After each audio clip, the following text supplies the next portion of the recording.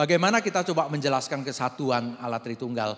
Saya tadi mencoba menggunakan beberapa konsep tentang kesatuan itu, ya, diri Allah di dalam kesendiriannya sebagai Bapa tidak lebih kecil dari kesatuannya. Ingat ya, jadi itu adalah satu kesatuan yang bersifat betul-betul integral. Tapi di dalam pembahasan yang seperti ini seringkali kita menggunakan bahasa yang lebih agak bersifat pastoral untuk menggambarkan apa yang dimaksud dengan kesatuan. Tadi sudah ada yang bertanya dan saya sudah menyinggung mengenai apa yang biasa disebut dengan kesatuan kasih. Karena Alkitab itu sangat menekankan mengenai kasih Allah sampai menyebut Allah adalah kasih. Itu seperti bagian yang sangat intipati di dalam diri Allah. Dan juga sifat dari kasih itu adalah sifat yang selalu menyatukan. Sifat yang mengharmonisasikan, sifat yang membuat persekutuan itu menjadi selaras, ya, menjadi harmonis. Jadi kasih itu seringkali mendapatkan penekanan yang sangat kuat sehingga kesatuan Allah Tritunggal itu sering disebut sebagai the bond of love. Satu ikatan, satu kesatuan cinta kasih. Mengapa kita sebut kesatuan Allah Tritunggal itu sebagai kesatuan kasih? Saudara, memang karena kita lihat kasih itu seperti intipati di dalam kehidupan internal diri Allah. Sehingga Yesus berkata, tadi saya sudah sempat kutip Yohanes 17 ayat 24. Dia mengatakan di dalam kekekalan sebelum ciptaan Allah ada, Allah Bapa itu mengasihi anak. Mengasihi aku sebagai anak. Jadi di dalam kita boleh membayangkan begini, sebelum ada segala sesuatu, yang ada adalah pergerakan dari Allah Tritunggal sebagai Bapa, Anak, dan Roh Kudus. Movementnya, take and give-nya kan tidak perlu berdiskusi karena mereka adalah satu kesatuan. Tidak perlu dalam pengertian memikirkan soal masa depan, memikirkan pekerjaan. Tapi apa yang menjadi aliran yang paling indah, paling mulia di dalam diri Allah Tritunggal itu. Kalau sebagai manusia, suami istri, kita masih perlu diskusi soal anak mau apa dan sebagainya. Tapi Allah Tritunggal yang adalah satu kesatuan, apa yang secara alamiah, secara internal mengalir di dalam dirinya. Dari perkataan Tuhan Yesus itu, dari kekekalan Bapa mengasihi anak. Sebenarnya itu aliran kasih itulah yang menjadi satu aliran yang saya tadi sebut sebagai movement. Bapa kepada anak, anak kepada Bapa. Dan di dalam proses Bapa mengasihi anak dan direspon oleh anak kepada Bapa, itu yang disebut dengan persekutuan Roh Kudus. Saudara, kalau kita melihat di dalam cara pembahasan Alkitab mengenai kasih, itu selalu disebutkan bagaimana Bapa menunjuk kepada sang anak, inilah anak yang kukasihi, kepadanya aku berkenan. Ketika Bapa mencurahkan kasihnya, di dalam bahasa Alkitab, pencurahan kasih itu adalah aliran persekutuan Roh Kudus. Makanya kalau ada bicara mengenai misalnya ketika Yesus dibaptis, pada waktu itu terdengar suara, inilah anak yang kukasihi, kepadanya lah aku berkenan. Kemudian ada Roh Kudus yang dilambangkan dengan merpati turun ke atas Kristus. Apa yang terjadi di dalam sejarah itu menggambarkan apa yang terjadi di dalam kekekalan ketika proses itu terjadi. Proses Bapa mengasihi anak, dan apa yang kita sebut mengasihi itu mencurahkan kasih, itu adalah apa yang kita sebut dengan persekutuan Roh Kudus. Kenapa disebut persekutuan Roh Kudus? Karena dalam seluruh pembahasan mengenai Roh Kudus, selalu pembahasannya itu Roh Kudus itulah yang menyatukan. Jadi misalnya ketika kita orang berdosa, kita memberontak pada Allah. Itu berarti terpisah dari Allah. Ketika kita percaya kepada Yesus Kristus, Roh Kudus itu menyatukan kita dengan Bapa. Dan di dalam kehidupan Kristen, Roh Kudus menyatukan kita dengan sesama kita. Jadi ada kayak perekatannya. Agustinus menyebutnya sebagai the bond of love, kesatuan kasih. Di dalam proses Bapa mengasihi anak, itu yang disebut dengan pencurahan Roh Kudus. Kalau kita membaca Roma pasal 5 ayat yang kelima, yaitu sebenarnya digambarkan mengenai bagaimana Allah mencurahkan kasih-Nya kepada kita dengan Roh Kudus-Nya. Jadi pencurahan kasih itu adalah dengan Roh Kudus-Nya. Jadi selalu seolah-olah kasih yang terjadi di dalam Bapa dan anak itu sebenarnya identik dengan apa yang disebut dengan Roh Kudus. Proses yang terjadi di dalamnya. Tentu kita nggak bisa membayangkan sampai sejauh mana seperti itu.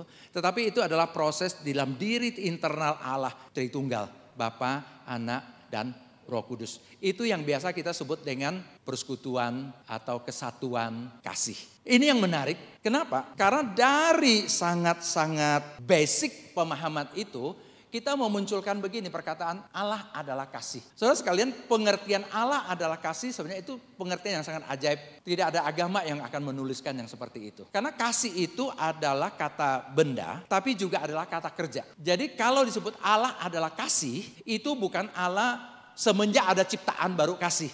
Sebelumnya dia enggak kasih, enggak. Bukan setelah ada ciptaan baru dia mulai belajar mengasihi. Seolah-olah sebelumnya enggak. Enggak, itu adalah internal, itu adalah intipati sifat esensialnya Allah. Jadi tidak mungkin Allah seperti kita. Ya misalnya seorang wanita, dia tidak pernah tahu bagaimana menjadi seorang ibu. Karena dia menikah kemudian punya anak, tiba-tiba muncul sifat keibuannya. Ya, tadinya enggak suka ngomel, tiba-tiba suka ngomel suami begitu. Nah itu sifat keibuan juga. Ya. Tapi sepertinya dia muncul dari dirinya. Mungkin karena proses apa yang dia alami itu dengan cepat dia belajar. Tapi sebelumnya nggak punya itu. Allah kan bukan seperti itu. Kalau Allah adalah kasih dan dia harus mengasihi. Kalau tidak ada ciptaan, dia tidak bisa mengasihi. Kalau di dalam diri Allah, Allah hanya sendirian. Kalau Allah itu hanya betul-betul monoteisme dalam pengertian satu diri, tidak mungkin bisa digambarkan Allah adalah kasih. Kenapa? Karena itu berarti dia membutuhkan objek di luar dirinya untuk dikasihi. Baru dia bisa menunjukkan kasih. Bahkan ada seorang filsuf yang sangat mencoba untuk memikirkan tentang Allah. Dia bukan orang Kristen. Bahkan sebelum Yesus Kristus dia memikirkan bagaimana dewa itu bisa disebut baik kalau dia tidak ada objek untuk ditunjukkan kebaikan. Akhirnya dia kesimpulan berarti apa yang kita lihat ini kekal. Karena dari dulu diperlakukan baik oleh dewa. Jadi dia salah kesimpulan. Dia kesimpulannya adalah dewa itu membutuhkan objek untuk dikasihi, untuk diperbuat baik. Tetapi dengan itu dia kesimpulannya dunia ini adalah dari kekal sudah ada. Karena itu menjadi objek tindakan kebaikan dari dewa itu. Di dalam kekristenan hal itu tidak menjadi masalah. Karena Allah yang kita percayai itu bukan Allah yang satu diri di dalam kesepiannya membutuhkan sesuatu di luar dirinya untuk dia kasihi. Baru dia sebagai orang kasih.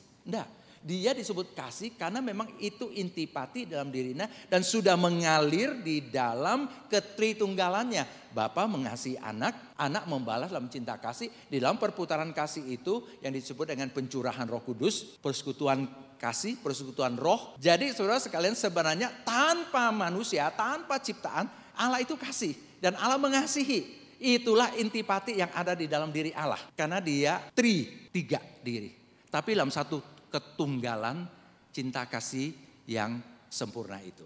Dan karena itu pula lah maka Allah di dalam pemahaman Kristen selalu dipahami sebagai Allah relasional pada dirinya sendiri. Yang berhubungan, yang bersekutu, yang merangkul dan mencintai orang. Karena dia pada dirinya adalah seperti itu. Dia tidak perlu belajar. Nanti ada ciptaan dia baru merangkul. Baru ada ciptaan dia baru berhubungan. Enggak. Di dalam dirinya sendiri dia adalah Allah yang merangkul, yang berhubungan, yang berelasi. Ada di dalam dirinya. Dan tidak heran bahwa ketika dia menunjukkan kasihnya keluar. Itu juga jelas adalah yang relasional. Dia mengajak kita kembali kepada dia, untuk bersekutu dengan dia, untuk menikmati dia, untuk hidup dengan dia. Karena intipati dalam diri Allah itu adalah seperti itu. Jadi apa yang terjadi di dalam diri Allah ketika dia tunjukkan keluar, itulah yang diinginkan terjadi di dalam kehidupan kita. Maka saudara sekalian kalau kita lihat kasih yang bersifat Tritunggal itu ketika dicurahkan kepada kita, Yesus berkata begini. Yohanes 15 ayat 9. Seperti Bapa telah mengasihi aku, demikian juga aku telah mengasihi kamu, tinggallah di dalam kasihku itu. Pattern yang sama seperti Bapa mengasihi aku, yang bersekutu, yang merangkul, yang menyatukan, demikianlah aku mengasihi kamu. Dengan kasih yang seperti itu yang mengalir dalam dirimu, tinggal dalam kasih itu. Kasih yang menyatukan, kasih yang mengharmoniskan, kasih yang memberikan shalom, kasih yang memberikan persekutuan, kasih yang tidak ada pertengkaran, kasih yang tidak ada dendam dan kemarahan, yang ada adalah pengampunan dan penerimaan. Kasih yang seperti itu, kasih yang mempersekutukan. Dan karena itu pula, maka kasih yang seperti ini harus kita alirkan keluar. 1 Yohanes pasal 4 ayat 7 dan 8. Saudara-saudara yang terkasih, marilah kita saling mengasihi, sebab kasih itu berasal dari Allah. Setiap orang mengasihi lahir dari Allah dan mengenal Allah. Siapa yang tidak mengasihi, ia tidak mengenal Allah, sebab Allah adalah kasih. Kita tidak akan bisa bilang saya mengenal Allah tanpa dipengaruhi oleh kasih Allah. Kenapa? Karena mengenal Allah itu berarti mengenal intipati diri Allah yang adalah Tritunggal, yang di dalamnya adalah aliran kasih yang sempurna itu. Jadi kalau ada orang bilang saya mengenal Allah dan kemudian yang menjadikan saya seorang yang pemarah, pembunuh, itu tidak cocok dengan Allah yang seperti itu. Yang Allah yang seperti apa yang kita kenal, yaitu Allah yang mengalirkan kasih kepada anak, dan oleh anak dialirkan kepada kita, dan dimintakan kita untuk mengasihi orang lain. Saling mengasihi sebab kasih itu berasal dari Allah. Dicurahkan melalui Yesus Kristus kepada kita. Jadi saudara, kalau kita lihat aliran itu, berarti kehidupan Kristen kita itu adalah kehidupan yang bersifat trinitaris, Tritunggal. Dan sebenarnya itulah yang biasa disebut dengan kesatuan kasih. Kasih itu mengikat, kasih itu menyatukan. Ada satu gambaran yang biasa dipakai di dalam pengajaran mengenai doktrin Allah Tritunggal yang disebut dengan kesatuan perikoresis. Tadi saya ada sebut istilah ini, tapi memang saya sengaja saya tidak mau pakai istilah ini karena biasanya itu dipakai dalam kelas teologi. Pengertiannya sebenarnya itu adalah saling memasuki. Saudara tahu kalau ada satu wadah, saya masukin barang, wadahnya lebih kecil begitu ya. Jadi biasanya kalau wadah ini misalnya gelas, saya masukin di gelas itu satu gelas yang lain, pasti gelas kedua ini lebih kecil dari gelas yang pertama. Tetapi dalam pengertian perikoresis itu bukan ini yang kecil. Sebaliknya pada saat bersamaan gelas pertama itu juga masuk ke dalam gelas kedua. Saya bisa bayangkan itu artinya saling memasuki. Kita kan selalu hanya bisa membayangkan gelas kedua dimasukin ke gelas pertama. Ya, gelas ketiga dimasukin ke gelas yang kedua tadi. Gelas kedua ada dalam ketiga. Berarti yang paling besar yang ketiga. Yang pertama yang lebih agak kecil. Yang kedua yang paling kecil yang ketiga. Begitu. Itu hanya memasuki. Tapi bukan saling memasuki. Saling memasuki adalah berarti yang pada waktu yang bersamaan gelas pertama itu juga masuk yang ketiga, juga masuk yang kedua. Pada saat bersamaan gelas yang kedua itu juga masuk yang ketiga dan masuk yang pertama. Dan seterusnya seperti itu. Jadi saling memasuki. Ya, saling memasuki itu disebut dengan perikoresis, interdwelling, saling memasuki. Nah, gambarannya biasa digunakan mengenai orang yang menari. Ini gambaran bukan ilustrasi, tapi gambaran. Saudara membayangkan ada 3 orang menari dalam satu lingkaran. Katakanlah hanya seperti ini. Ada di 4 kota ini. Ini ada 3 orang. Ada 3 orang. Katakan saya salah seorang penarinya. Kalau saya bukan penari yang baik, saudara sekalian dengan ruang yang sempit begini, saya bergerak kemanapun pasti akan nyenggol orang, nendang orang, dorong orang, dan sebagainya. Atau kepukul, kedorong dan sebagainya. Jadi nggak harmonis, nggak ada keselarasan, nggak ada shalomnya. Yang ada saling sikut, saling dendang, saling pukul. Dan pasti berjatuhan lah karena tempatnya sempit begitu. Tetapi katakanlah 3 orang ini adalah penari yang sudah sangat hebat dan sempurna. Sudah terlatih luar biasa. Jadi ketika ada seorang yang bergerak ke sini, orang yang tadinya berdiri di sini secara detik yang sama dia sudah tahu dia langsung bergeser ke sini. Supaya tempatnya bisa diambil. Ketika dia bergeser ada orang yang di sini dia langsung mundur. Katakan seperti itu. Jadi itu seperti satu putaran. Itu pun memerlukan waktu 1 detik. Di dalam Allah itu nggak bisa dihitung waktu kayak begitu. Karena itu betul-betul adalah satu kualitas. Tapi kita perlu menggambarkan seperti. Jadi saling memberi, saling mengambil, saling memasuki dan saling dimasuki. Tapi ini masih gambaran ruang ya dan memerlukan waktu. Tapi dalam diri Allah itu sebenarnya tidak bisa ada tek yang seperti itu. Tentu tidak perlu dalam penggambaran Allah seperti itu. Tapi manusia perlu. Saya di sini ke sini itu pasti sepersekian detik perlu waktu seperti itu. Dan ruangannya pun sudah berbeda. Tapi itu bisa menjadi gambaran saling memasuki dan saling dimasuki. Pada detik bersamaan ketika saya mau maju ke depan, orang di depan saya itu sudah langsung bergeser. Saya tidak perlu dorong dia dulu, sikut dia dulu. Itu yang namanya harmonis. Bergeraknya itu sudah seperti satu nada. Itu kan namanya shalom. Itu yang biasanya dipakai sebagai gambaran perikoresis. Bagaimana orang bisa mempunyai perikoresis, mempunyai shalom itu? Kalau dia punya cinta kasih. Semakin mendalam. Mungkin gambaran suami istri itu sedikit banyak bisa menggambarkan. Ya, menurut orang Inggris, menurut penelitian. Kalau suami istri, kalau udah kawin menikahnya lama dan hidup bahagia bersama-sama terus. Mukanya semakin mirip katanya begitu. Ya, mukanya semakin mirip. Saya baca penelitian itu betul, tapi sudah agak lama. Tapi kalau yang suka bertengkar, yang pisah rumah dan sebagainya itu enggak akan bertumbuh kayak gitu. Kemudian saya pikir-pikir orang Inggris memang mirip-mirip wajahnya begitu ya. Semuanya seperti demikian. Jangan-jangan memang karena ras mereka yang seperti itu. Tapi kalau kita lihat suami istri, mungkin awalnya mereka bukan orang yang gampang menemukan kesepakatan. Atau paling tidak perlu diskusi dulu, perlu ngomong dulu, pernah nyatakan pikiran dulu. Baru pasangannya tahu. Tapi kalau hidup bahagia bersama cukup lama, akhirnya mungkin dengan kedipan mata, dengan hanya mengangkat alis saja, pasangan udah tahu apa yang dimaksudkan. Khususnya suami yang baik akan tahu istri sedang apa. Ya, jangankan angkat alis baru langsung buru-buru pergi beli sesuatu, nggak usah diminta lagi. Ya, atau langsung transfer, nggak usah bilang.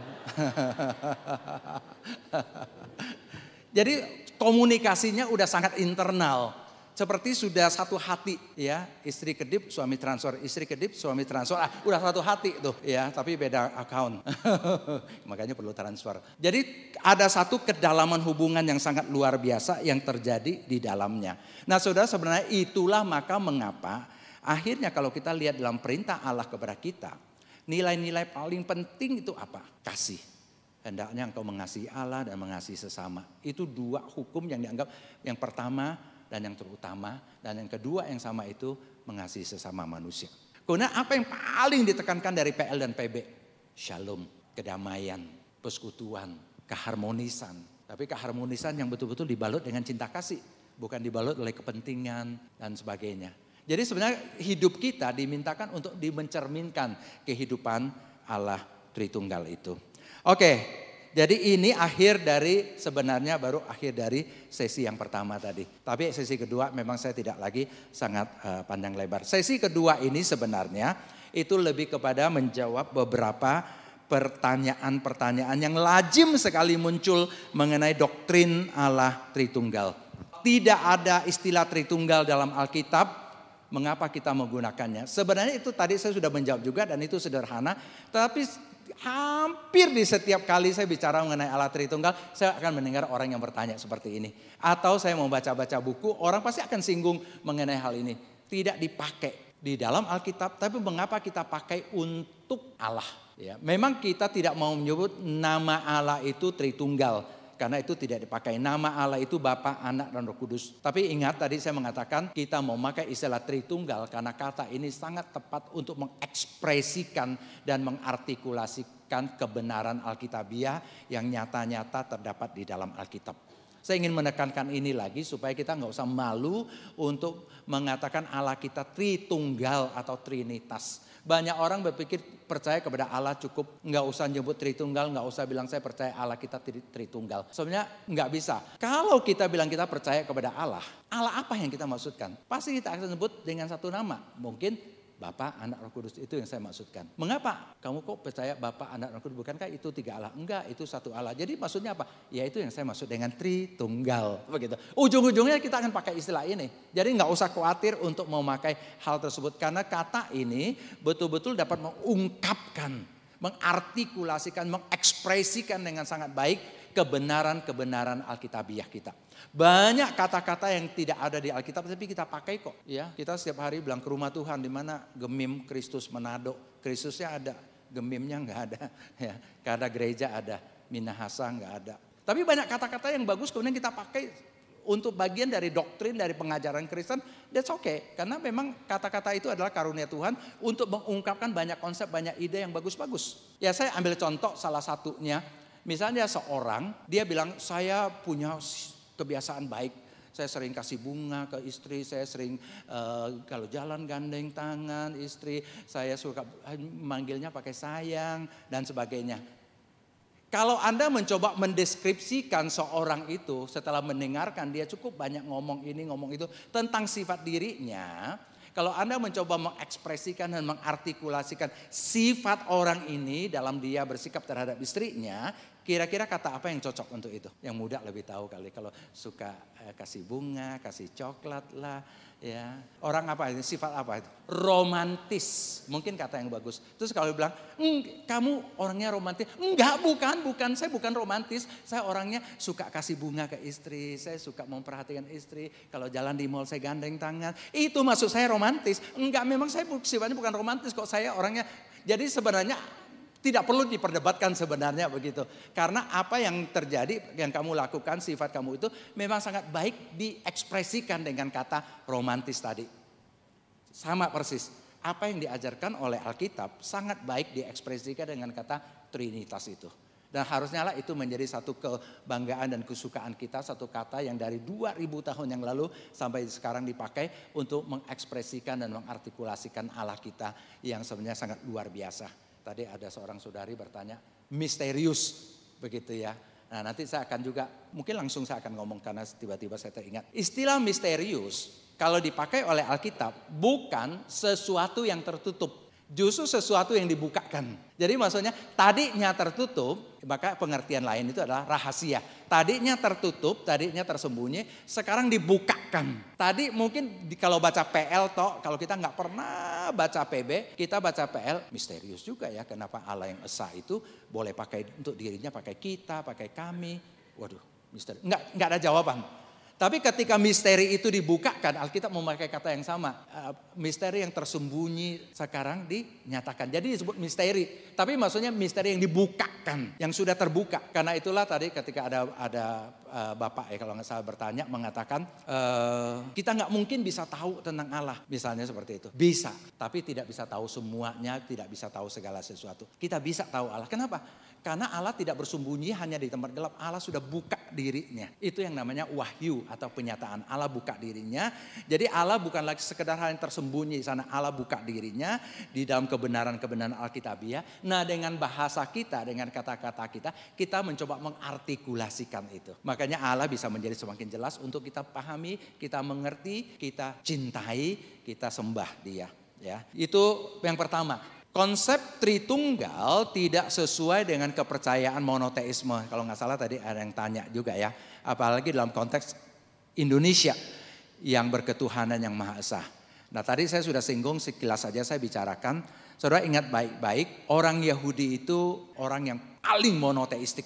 Yang paling memegang Allah yang esa. Itu jelas sekali dah itu. Yesus dan pengikut-pengikut awalnya semua orang Yahudi dari keturunan budaya dan agama yang seperti itu.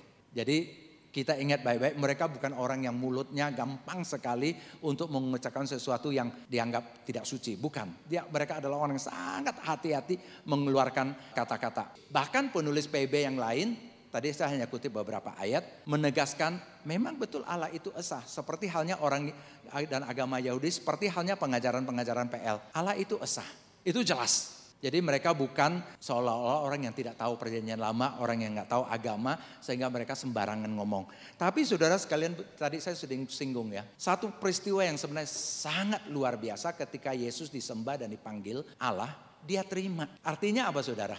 Bagi Yesus, percaya kepada Allah Tritunggal itu, percaya kepada Allah yang Bapa, Anak, dan Roh Kudus. Itu bukan pelanggaran terhadap kepercayaan kepada Allah yang esa. Kalau ada orang bilang begini, Allah yang esa, kenapa kamu bilangnya Tritunggal? Sama sekali tidak ada pelanggaran. Kalau kita percaya Allah Tritunggal, itu karena Alkitab tegas mengatakan itu yang Tritunggal itu adalah esa. Allah itu esa. Karena kita bukan percaya tiga Allah. Itu sama sekali berbeda. Kita bukan percaya ada tiga Allah, kita percaya tiga diri di dalam satu keilahian, satu kealahan. Jadi itu berbeda sekali. Sehingga apakah kita sama dengan agama monoteisme ketika tadi ada yang bertanya? Betul. Tapi tadi saya bilang kalau detil mau lebih mengungkapkan kekasan Kristen, Trinitarianisme. Tapi Trinitarianisme sama sekali bukan politeisme. Trinitarianisme itu adalah monoteisme, tetapi di dalam monoteisme sendiri ada satu penjelasan. Yang disebut dengan satu itu adalah kesatuan. Itu digunakan di dalam Ulangan pasal 6 yang tadi saya kutip. Allah Tuhan kita itu esa. Yang digunakan kata esa itu adalah kesatuan. Itu adalah kesatuan. Kata yang sama bisa dipakai untuk Adam dan Hawa sebagai satu daging, satu kesatuan itu. Tapi dalam pengertian hanya katanya yang kita pakai, yaitu kesatuan. Bukan satu dalam arti numerik hanya satu, tapi sebagai satu kesatuan. Allah Tritunggal kita. Tapi satu kesatuan itu, esa itu bukan terdiri tiga. Jadi tidak ada problem sebenarnya. Jadi kalau kita di Indonesia, kita membangun ketuhanan yang Maha Esa, itu jelas tepat. Tidak ada masalah dengan hal yang seperti demikian. Sehingga tidak ada orang beralasan mengatakan kita kayaknya nggak bisa hidup di Indonesia karena Indonesia percayanya ke Tuhan yang besar, kita percayanya kepada Tritunggal. Atau orang beragama lain seolah-olah mereka itu lebih esa dibandingkan dengan Kristen yang Tritunggal. Soalnya kekristenan tidak pernah menganggap dirinya percaya kepada tiga Allah. Lalu percayanya kepada satu Allah, di dalam satu Allah itu ada tiga diri yang tidak terpisahkan satu dengan yang lain. Tidak terpisah sehingga karena itulah maka tidak menjadi tiga Allah. Yang ketiga saudara, ada pendeta-pendeta tertentu mengajar Yesus bukan Allah. Ini sangat lazim.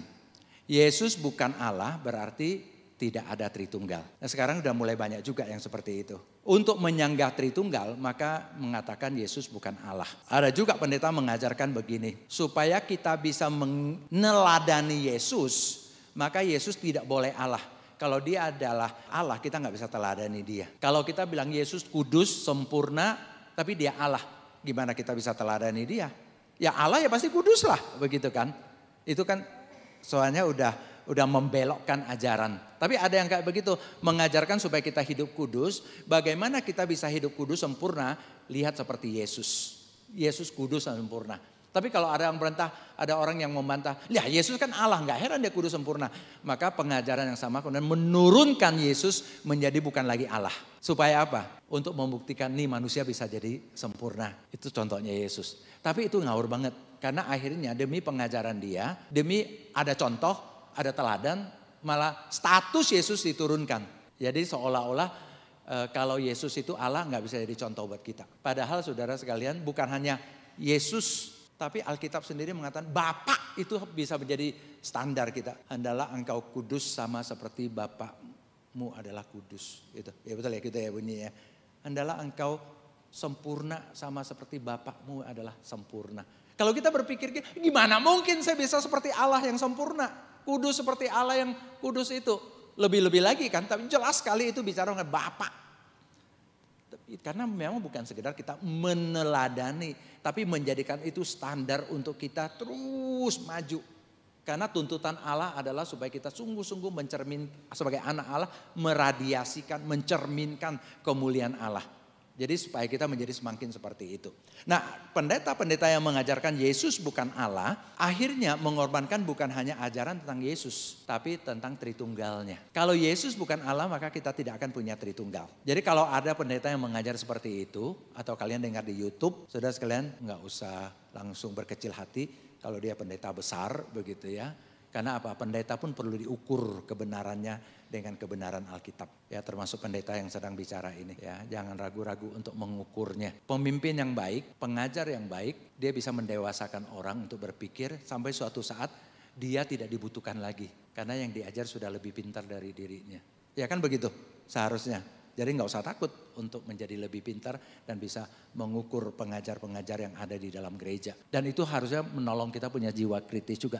Karena sekarang orang seringkali tampil di YouTube bukan lagi mengajarkan kebenaran tapi mencari viewer. Ya, bikin heboh, bikin ini, bikin itu yang kontroversial.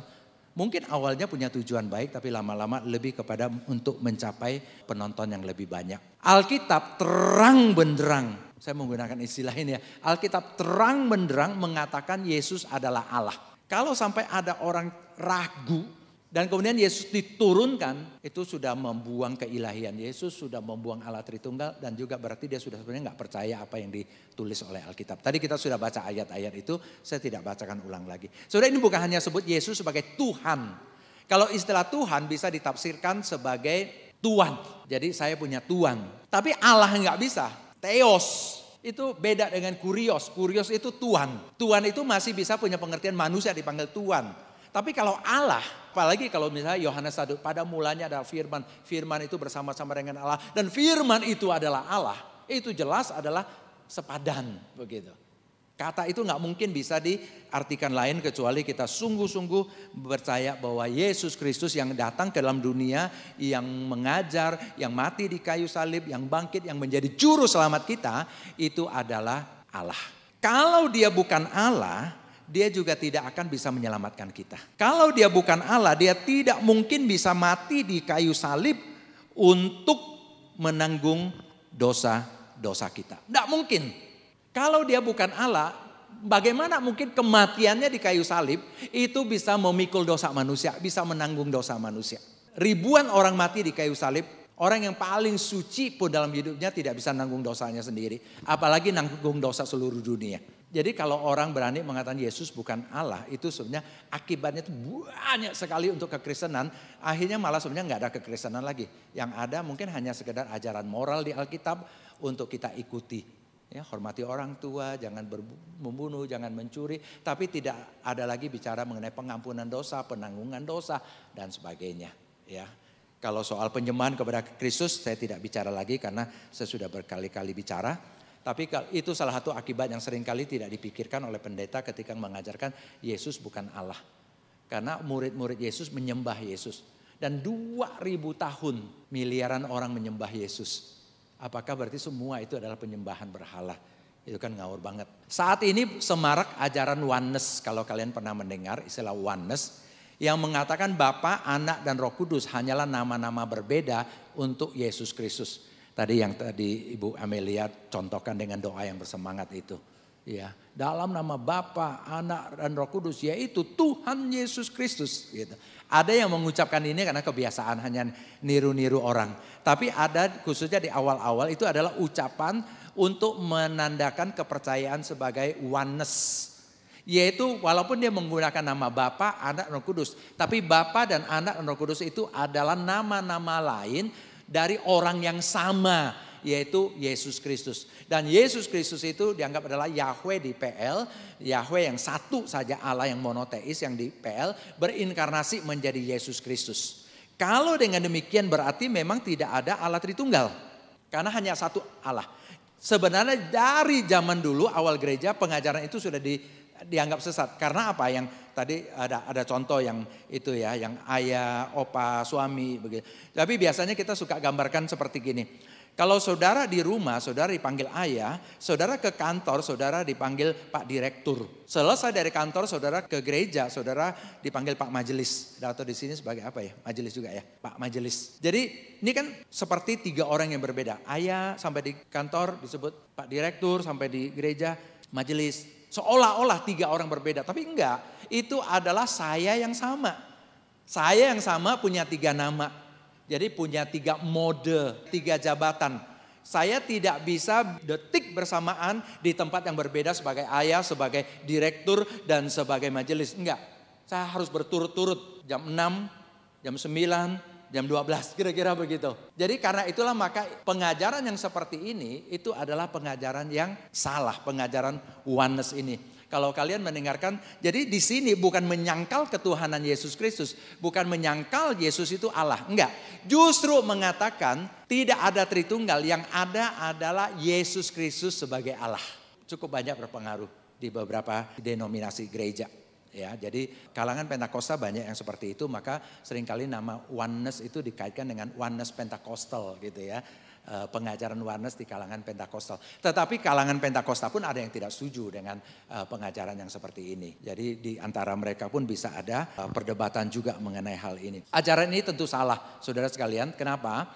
Karena dalam Alkitab, dalam Perjanjian Baru, Yesus jelas-jelas berkomunikasi, berdoa kepada pribadi lain yang dia sebut Bapa. Kalau pribadi lain itu adalah sebenarnya dirinya sendiri, itu maaf, sandiwara kah? Kurang jernih kah pikirannya? Kita aja ngomong sama diri kita sendiri saja, orang langsung bilang crazy lu begitu katanya. Andreas yang di sorga gitu kan, itu gimana gitu ya?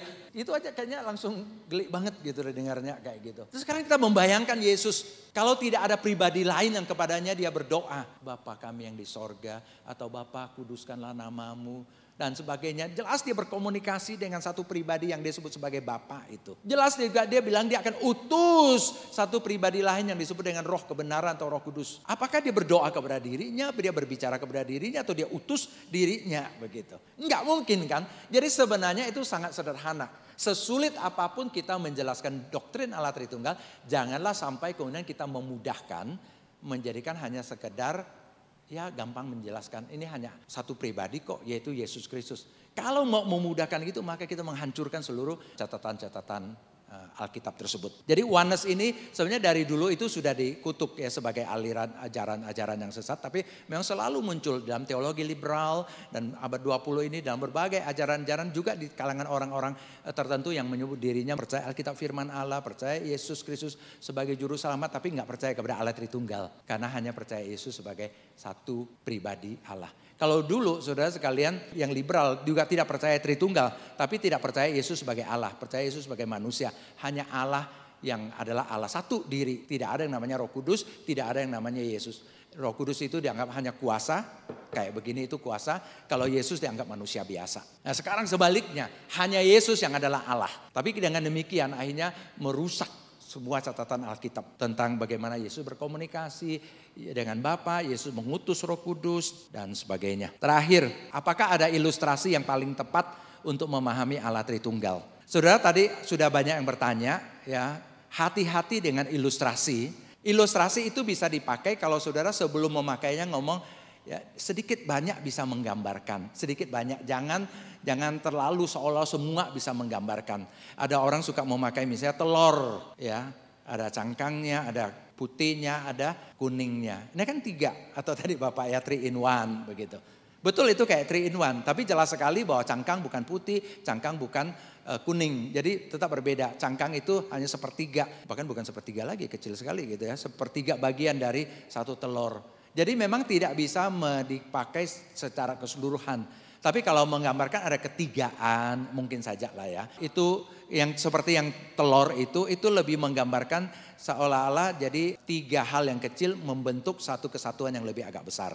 Itu jelas sudah melanggar prinsip mengenai pemahaman kita tentang Allah Tritunggal. Kalau yang tadi itu yang ayah, direktur majelis itu juga untuk menggambarkan mengenai Allah, tapi ujung-ujungnya adalah Allah itu cuma satu diri. Itu juga nggak bagus sehingga bukan Tritunggal juga.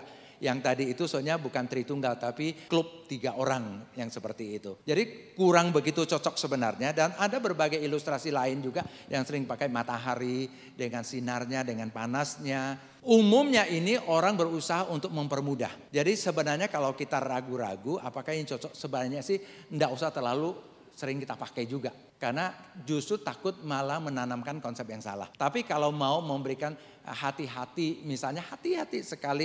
Misalnya kan contoh 3 orang atau 3 orang yang sangat dekat. Atau tadi lah kalau kita jadikan ilustrasi 3 orang yang sedang menari. Tapi maksud saya bukan kayak ini Allah 3 yang terlepas satu dengan yang lain. Enggak, tapi hanya mau menggambarkan kesatuan yang begitu sempurnanya sampai kalau saya lihat tariannya dari jauh, saya berasa ini tarian satu orang. Tapi kalau kita lihat lebih detail, ada 3 orang di dalamnya. Misalnya kayak begitu. Tapi dengan kehati-hatian itu ya kita masih bisa pakai ilustrasi yang seperti itu. Memang saudara sekalian kita tidak akan mudah menggambarkan Allah. Karena kita selalu menggunakan dengan angka, ruang, dengan konsep-konsep apa yang ada pada kita. Ya, jadi kita berhati-hati juga dengan itu. Saya dari pembahasan-pembahasan mengenai Allah Tritunggal, saya sangat senang dengan ilustrasi ini atau contoh ini. Ya, lumayan untuk menggambarkannya kalau saudara mau pakai. Barang ini adalah sebongkah batu puala besar. Itu jelas, ya, marmer yang besar. Tetapi barang ini waktu bersamaan, detik bersamaan, dia juga adalah patung.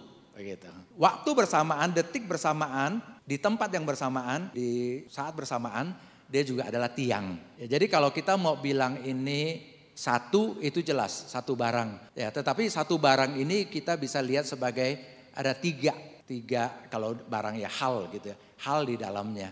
Ya kita bisa bilang ini batu pualam, begitu. Kita bisa bilang enggak ini tiang gitu. Kita bisa bilang ini patung. Kalau kita bilang tiga-tiganya ada di situ, begitu. Betul juga. Tiga-tiganya ada di situ. Gimana misain ya kalau saya mau hanya patungnya tapi nggak mau tiangnya gitu. Kayaknya nggak bisa juga, akan terikat semua ada dalam satu kesatuan. Memang kalau ini satu barang jadinya, ya kalau di dalam hitungan numerik, angka, ini cuma satu. Tapi kalau kita mencoba diterjemahkan sedikit kepada kualitas Allah, jadi tiganya itu memang ada begitu ya. Ya kalau kadang-kadang ada orang mengilang kayak lingkaran, bukan 3 lingkaran begini, tapi satu lingkaran yang diulangi 3 kali, gitu ya. Tapi ada di situ, hanya satu lingkaran diulangi 3 kali. Jadi seperti barang ini hanya satu, tapi sebenarnya ada 3. Nah kalau barang betul-betul barangnya memang cuma satu.